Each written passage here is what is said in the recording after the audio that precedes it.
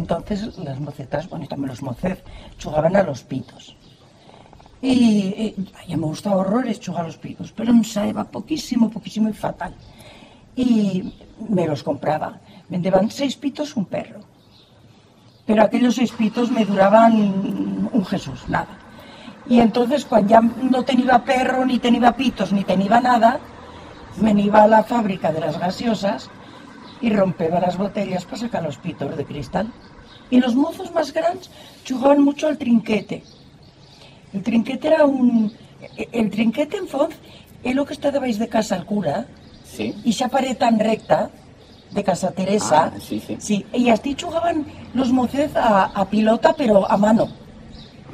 Vale, ¿Sabes? Sí. A pilota a la mano, pero fuerte, ¿eh?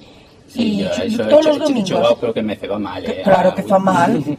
Se jugaba después de salir de misa, pues sí. Un rato antes de ir a comer, jugaban hasta al trinquete y duro, y nada, que saben jugar mucho, la feban llega muy alta. También se jugaban las carpetas, pero era un juego de mocez. Se jugaban las carpetas y a las tabas.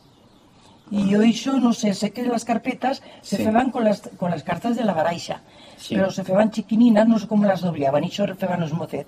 Y después las posaban así, y fenlas una esto con la mano, las chiraban. Sí. Y que las chiraba más el que ganaba más de carpetas.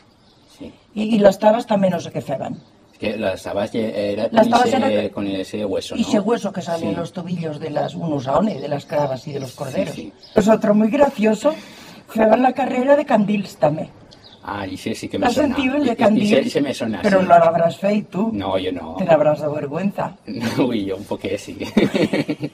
El de candil será colgarse un candil encendido en la bragueta.